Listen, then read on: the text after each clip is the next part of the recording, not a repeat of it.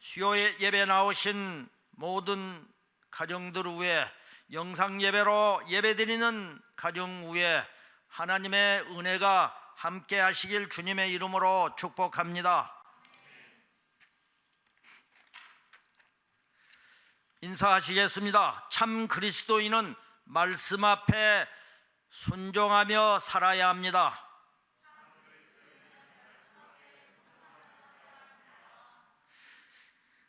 하나님 앞에 그리스도의 향기 나는 삶을 살아야 합니다.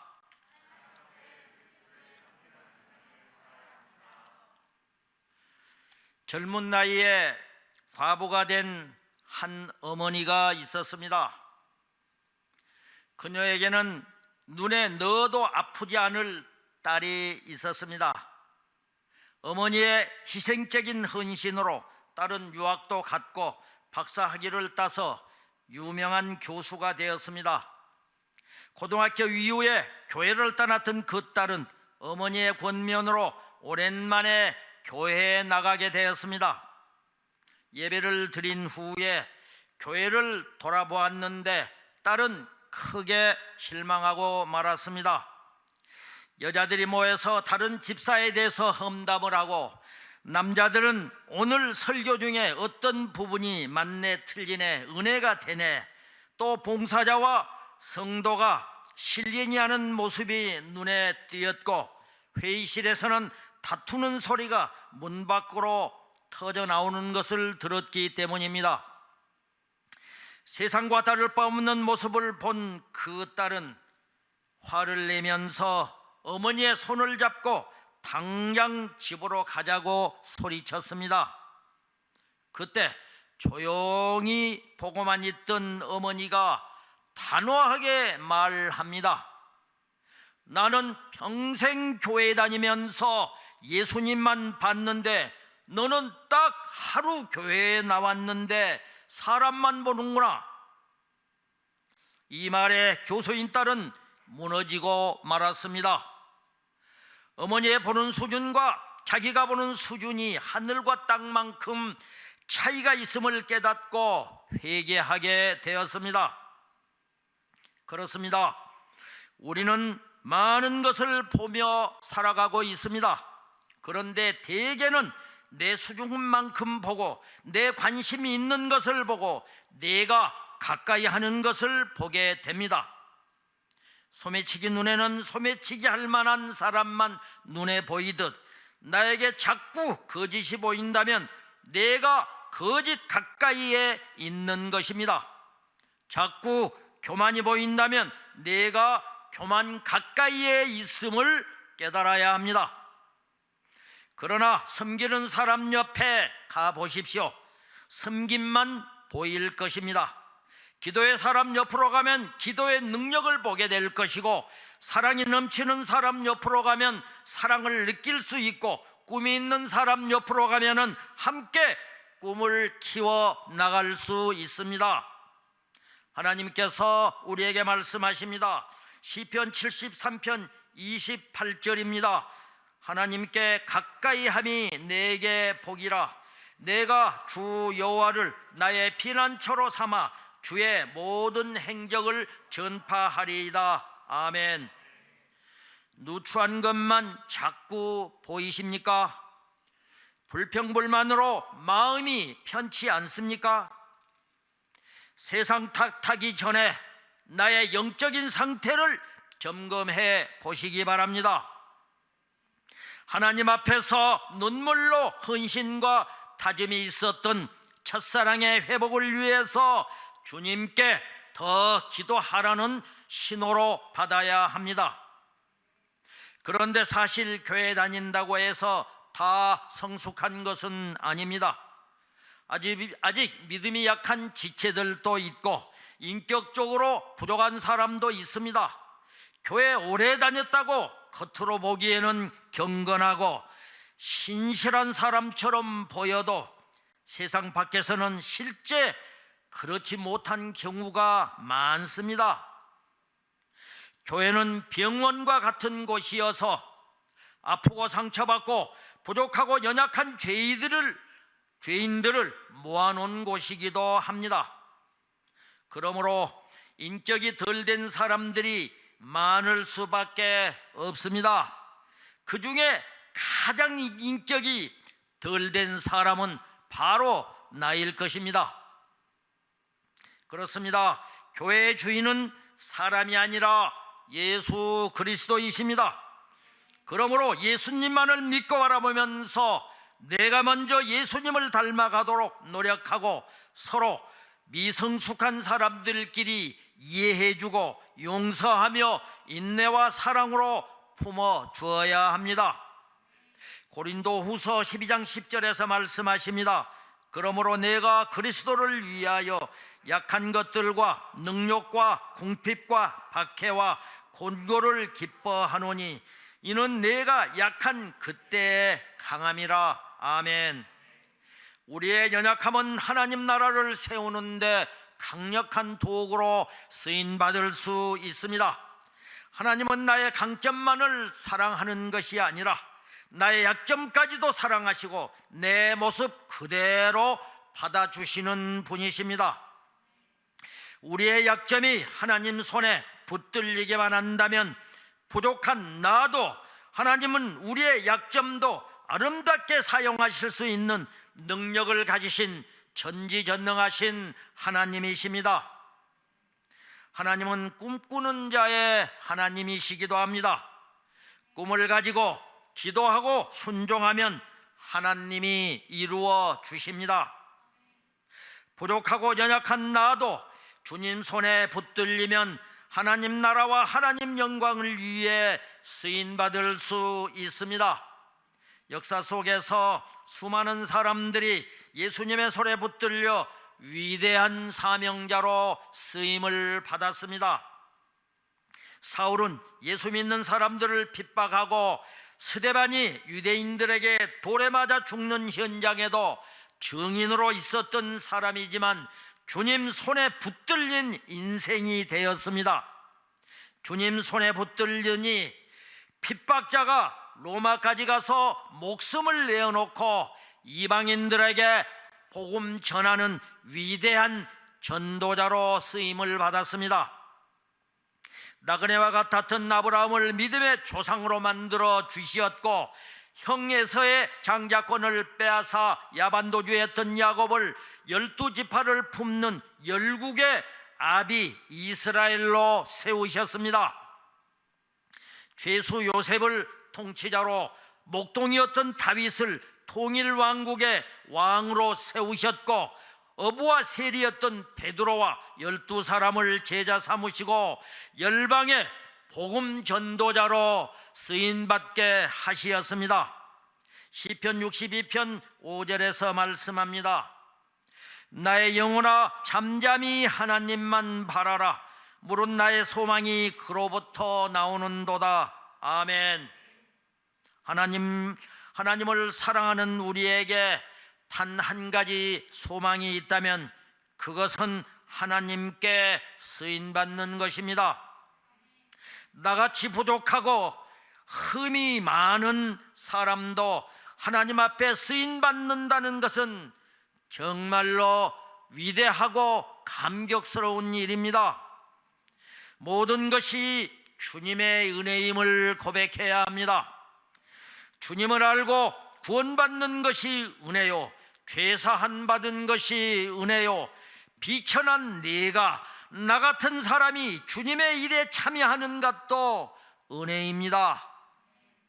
새벽에 눈을 뜨면 내가 숨을 쉴 수 있고 맥박이 뛰는 그 순간이 은혜임을 하나님 앞에 고백하면서 주신 은혜에 감사하고 더욱 신실한 하나님의 백성으로 살아야 합니다.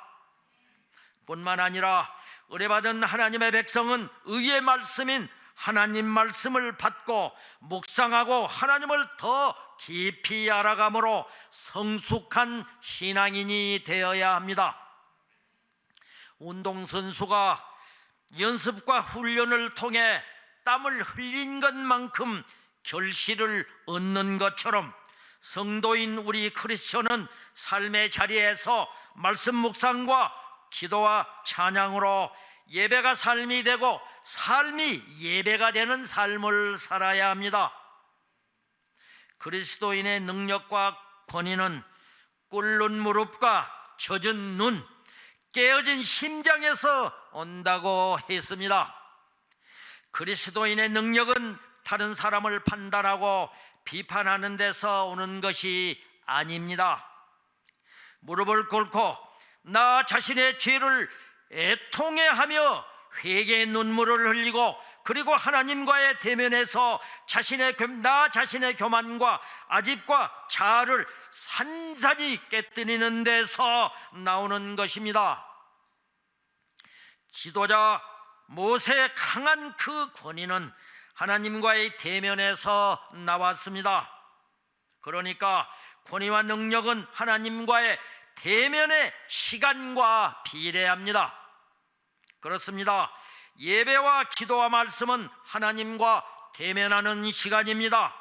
하나님과 대면하는 그리스도인은 자신의 부족함과 죄를 깨닫습니다.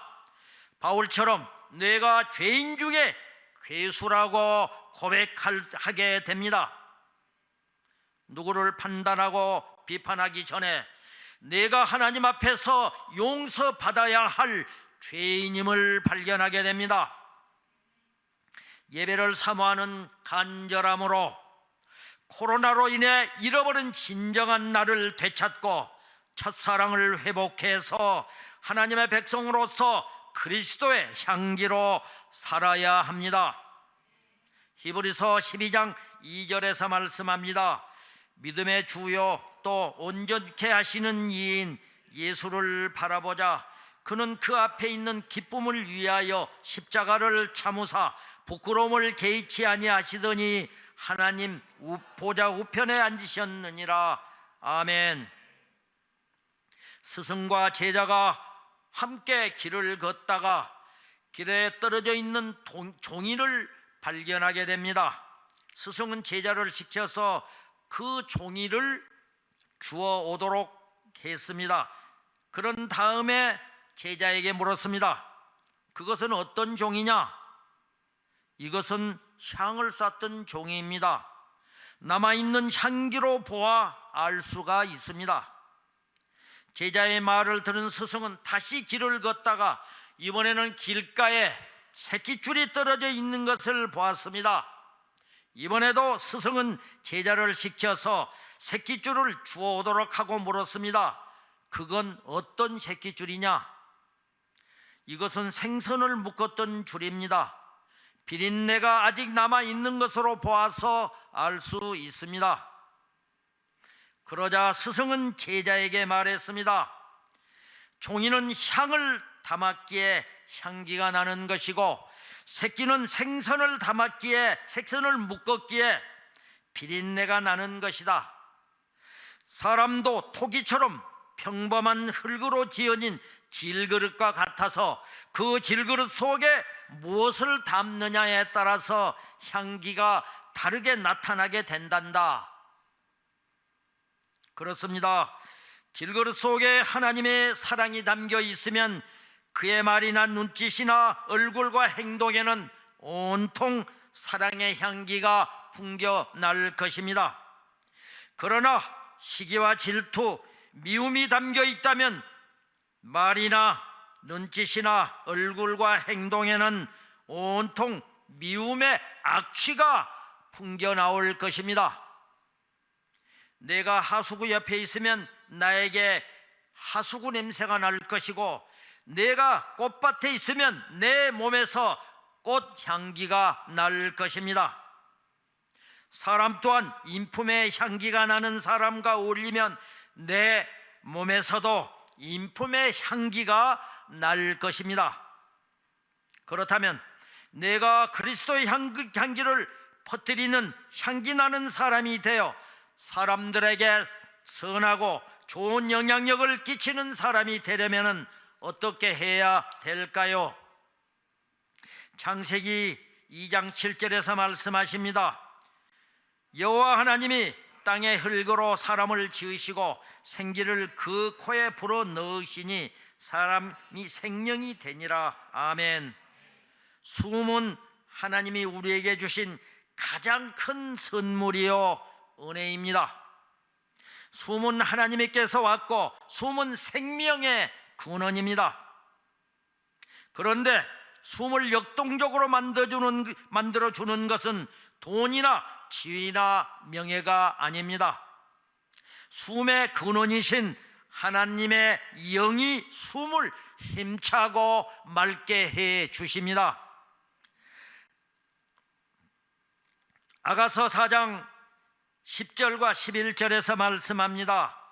내 누이 내 신보야, 내 사랑이 어찌 그리 아름다운지, 내 사랑은 포도주보다 진하고 내 기름의 향기는 각양향품보다 향기롭구나. 내 신보야, 내 입술에는 꿀방울이 떨어지고 내 혀 밑에는 꿀과 젖이 있고 내 의복의 향기는 레바논의 향기 같구나. 아멘. 솔로몬은 성전을 지을 때 멀리 레바논에 가서 백향목을 가져다가 성전을 지었습니다.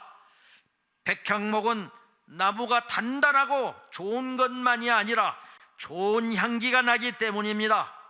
그래서 솔로몬의 성전에 들어가면 언제나 아름다운 백향목 향기가 가득했습니다.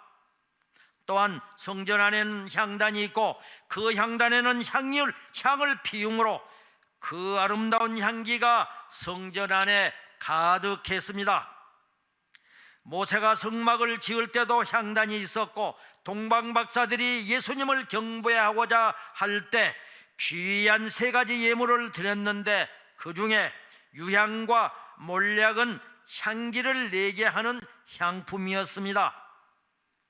또 베다니에서 마리아가 좋은 옥합을 깨뜨려서 향기로운 기름을 예수님의 발에 붓고 머리털로 그 발을 씻으니 향기가 온 방에 가득 찼다고 했습니다. 그리고 막달라 마리아는 그리스도의 무덤에 가서 예수님의 시체 바르기 위해서 향품을 준비해 가지고 갔습니다. 이렇듯 옛날이나 오늘날이나 향기는 거룩한 것, 또 사랑, 충성과 정성과 믿음의 상징으로 생각되어 오고 있습니다. 그래서 그리스도의 복음을 향기라고 했습니다. 또한 성경에는 성도를 하나님 앞에서 그리스도의 향기라고 했습니다. 고린도후서 2장 15절에서 말씀합니다. 우리는 구원받는 자들에게나 망하는 자들에게나 하나님 앞에서 그리스도의 향기니. 아멘. 또 우리가 기쁨으로 자원하여 하나님 앞에 드리는 헌금을 향기로운 제물이라고 말씀했습니다. 빌립보서 4장 10절에서 말씀합니다. 내게는 모든 것이 있고 또 풍부한지라 에바브로디도 편에 너희가 준 것을 받았으므로 내가 풍족하니 이는 받으실 만한 향기로운 제물이요 하나님을 기쁘게 한 것이니라. 아멘. 또 성도의 기도를 향기로운 제물에 비유를 했습니다. 계시록 5장 8절에서 말씀합니다. 그 두루마리를 취하심에 내 생물과 24장로들이 있고 그 어린 양 앞에 엎드려 각각 검은고와 향이 가득한 금대접을 가졌으니 이 향은 성도들의 기도들이라. 아멘. 대체로 우리는 인격이 고약할 때는 냄새라는 말을 그대로 사용합니다. 반면에 인격이 아름다울 때는 향기라는 말을 씁니다. 예수님께서는 내면이 병들고 불의로 가득 차 있으면서 겉은 경건하고 의로운 척 역겨운 냄새를 풍기는 바리새인과 서기관들을 향해서 사망에 이르는 냄새라고 책망하시었습니다. 고린도후서 2장 16절에서도 이 사람에게는 사망으로부터 사망에 이르는 냄새라고 책망하시었습니다. 향기는 소리도 빛깔도 없지만 그 냄새를 통해서 주위를 상쾌하게 해주기도 하고 주위를 새롭게 변화시켜 주기도 합니다. 그렇습니다. 그리스도인들은 그리스도의 향기를 풍기는 삶을 살아야 합니다.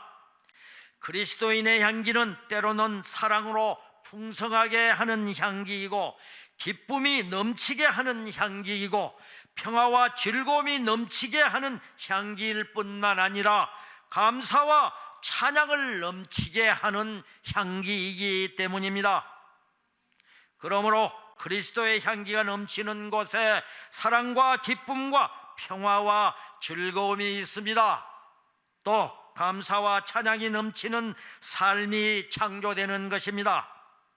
그러면 우리가 그리스도의 향기가 나는 삶을 살기 위해서는 어떻게 해야 할까요? 우리는 그리스도의 생명으로 살아가야 합니다. 바울은 그리스도의 향기를 생명으로부터 생명에 이르는 냄새라고 했습니다. 이렇듯 그리스도의 향기는 생명의 냄새입니다. 고린도후서 2장 16절 하반절에 보면 저 사람에게는 생명으로부터 생명에 이르는 냄새라, 누가 이 일을 감당하리요라고 말씀합니다. 그리스도의 향기로 사는 삶을 흉내낼 수 있는 것이 아니라 마음속 생명의 깊은 곳에서 가장 진실된 것이 풍겨지는 것입니다. 그러니까 우리의 표정 속에서 예수님이 나타나야 하고, 우리의 존재의 깊이에서 예수님의 향기가 드러나야 합니다. 또 그리스도의 향기 나는 삶을 살기 위해서는 우리에게 절대적으로 필요한 것이 있습니다. 그것은 매일 성경을 읽고 묵상하고 기도하고 찬양하는 삶입니다. 이것이 바로 예배를 사모하는 삶이며, 기대하고 기다리는 마음으로 공적 예배인 주일 오전 예배와 또 오후 찬양 예배, 수요 예배 빠지지 않고 참석하는 것입니다. 예배 성공자가 인생에서 성공하는 자가 되고, 예배 승리자가 인생을 승리하는 자가 되기 때문입니다. 이제 우리는 확신 있는 믿음과 함께 영의 양식인 말씀과 영적 호흡인 기도로 그리스도의 생명을 가지고 살면 그리스도의 향기를 드러내는 아름다운 그리스도인이 됩니다. 우리는 그리스도 안에서 이기는 자가 되어야 합니다.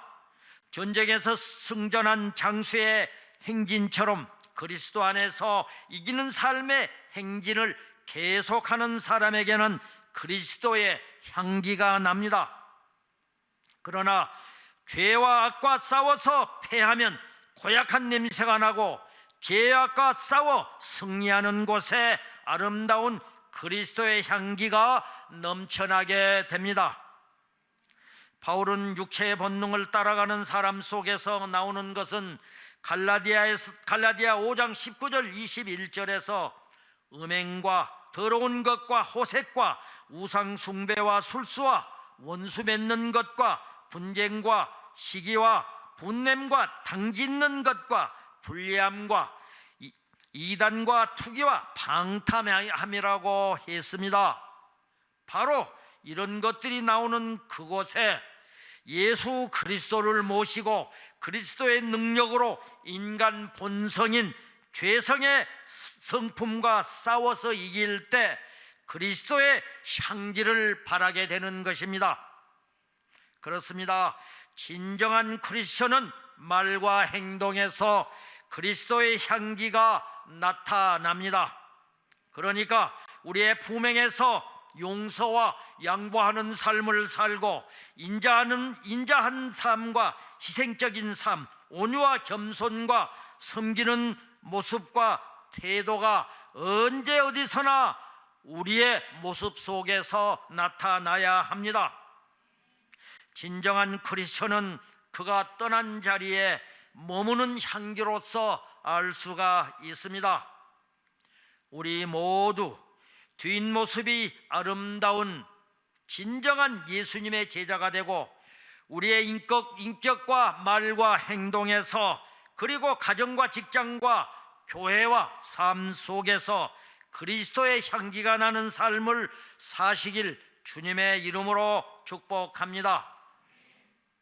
오늘 본문에서는 사도 바울은 구원받은 성도들을 향하여 그리스도의 향기라고 말하고 있습니다. 그 의미가 무엇인지 알아보도록 하겠습니다. 첫째로, 우리는 그리스도의 향기입니다. 본문 15절을 읽겠습니다. 우리는 구원받는 자들에게나 망하는 자들에게나 하나님 앞에서 그리스도의 향기니. 아멘. 바울은 그리스도의 향기를 하나님을 기쁘시게 하는 희생적인 제사와 같은 뜻으로 말하고 있습니다. 에베소서 2장 5절에서도 바울은 그리스도의 대속적 죽음을 향기로운 제물로 표현하고 있습니다. 그러니까 그리스도의 십자가 희생은 향기로운 제물임을 시사하고, 성도들도 그와 같은 희생적인 삶을 통해서 그리스도의 향기로서의 삶을 살아야 한다는 것입니다. 빌립보서 4장 18절에서도 향기로운 제물이라는 동일한 말이 나오는데, 여기에서는 빌립보 교회를 통해서 바울의 복음 선교 사역을 돕는 빌립보 교회의 물질적 도움이 하나님이 기쁘시게 받을 향기로운 제물이 된다는 뜻을 담고 있습니다. 성도가 그리스도의 향기가 되면 예수 그리스도의 섬김과 헌신과 희생을 본받아 거룩한 성도의 희생적 삶에서 나타나는 아름다움입니다. 그런데 향기 가운데서도 고급 향기로 살아갈 것인가, 아니면 싸구려 향기로 살아갈 것인가는 매우 중요한 문제이기도 합니다. 예컨대 샤넬 넘버 5는 전 세계 여성들에게서 가장 사랑을 받는 고급 향수이기도 합니다. 인삼에서 뽑은 향기가 인삼의 향이고, 또 국화향에서 뽑은 향기는 국화향입니다. 모과향, 오렌지향 등도 나름대로 각각의 향기를 지니고 있습니다. 마찬가지로 오늘을 살아가는 우리 그리스도인들의 삶도 그렇습니다. 어떤 사람은 기도의 향기로 살아가고 있습니다. 또 봉사의 향기로 살아가고 있고, 전도의 향기로, 성가대의 아름다운 찬양의 향기 등 각자의 독특한 향기를 나타내면서 신앙생활을 하고 있습니다. 그런데 싸구려 향기는 다른 사람의 속을 메스껍게 하고, 또 아무리 많이 뿌려도 오래가지 못합니다. 마찬가지로 악취를 내는 성도의 생활을 하면서 헐뜯고 흉보고 미워하고 시기하고 파당을 짓고 불평하고 원망하는 그런 사람들에게서 악취가 날 수밖에 없다는 것입니다. 예수 믿는 그리스도인이라고 하면서 그렇게 살아가는 사람들이 바로 싸구려 향기나 마찬가지입니다. 그렇습니다. 우리는 그리스도인의 향기입니다. 그리스도인의 향기로서 우리는 그리스도의 향기를 나타내며 살아야 합니다. 할렐루야. 둘째로, 그리스도의 향기는 두 가지 냄새를 나타냅니다. 본문 16절을 읽겠습니다. 이 사람에게는 사망으로부터 사망에 이르는 냄새요, 저 사람에게는 생명으로부터 생명에 이르는 냄새라. 누가 이 일을 감당하리요? 아멘. 그리스도의 향기는 복음을 받아들이고 구원받는 자에게 생명의 냄새로 나타납니다. 그러나 복음을 거부하는 멸망하는 자들에게는 죽음의 냄새로 나타납니다. 이것은 그리스도의 향기의 실체를 말하는 것인데, 곧 그리스도의 향기는 복음의 내용을 의미하는 것입니다. 이 복음이 성도들에게는 신모퉁이의 요긴한 돌이 되지만은 불신자들에게는 거치는 돌이 될 뿐만 아니라, 복음을 받아들이고 믿는 자들에게는 구원에 이르게 하는 생명의 냄새가 되어 그 냄새로 생명을 얻게 되지만 복음을 거부하는 자들에게는 사망의 냄새가 되는 것입니다. 고린도전서 1장 18절에서 십자가의 도가 멸망하는 자들에게는 미련한 것이요 구원을 받는 우리에게는 하나님의 능력이다라고 말씀하십니다. 우리는 믿음의 향기를 바라며 살아야 합니다. 믿음은 하나님을 기쁘시게 하는 향기입니다. 또 그리스도의 향기로서의 우리들은 순종의 냄새를 나타내야 합니다. 제사보다 나은 것은 순종이라고 사무엘상 15절에서 말씀합니다. 그리고 헌신의 향기를 발휘해야 합니다. 그렇습니다. 하나님이 기뻐하시는 제사는 성도의 아름다운 삶입니다. 그리스도인의 삶에서 그리스도의 향기가 발해야 하나님이 기뻐하시는 제사가 되는 것입니다. 우리는 또 감사의 향기를 바라며 살아야 합니다. 그리고 사랑의 향기를 바라면서 주변에 선한 영향을 끼치며 살아야 합니다. 할렐루야. 셋째로 그리스도의 향기는 그리스도 안에서 바랍니다. 본문 14절을 읽겠습니다. 항상 우리를 그리스도 안에서 이기게 하시고 우리로 말미암아 각처에서 그리스도를 아는 냄새를 나타내시는 하나님께 감사하노라. 아멘. 모든 성도의 삶은 그리스도 안에서입니다. 성도의 기쁨과 감사와 축복의 원천이 예수 그리스도임을 나타내는 말입니다. 성도는 그리스도의 향기입니다. 그리스도의 향기는 그리스도 안에서만 발할 수 있는 향기입니다. 우리가 기도할 때 그리스도의 향기가 발산됩니다. 서로 사랑할 때 그리스도의 향기가 발산됩니다. 감사할 때 그리스도의 향기가 발산됩니다. 그리고 찬양할 때 그리스도의 향기가 발산됨을 우리는 믿으시기 바랍니다. 그렇습니다. 고난과 환난 가운데서도 그리스도인은 불평하지 않습니다.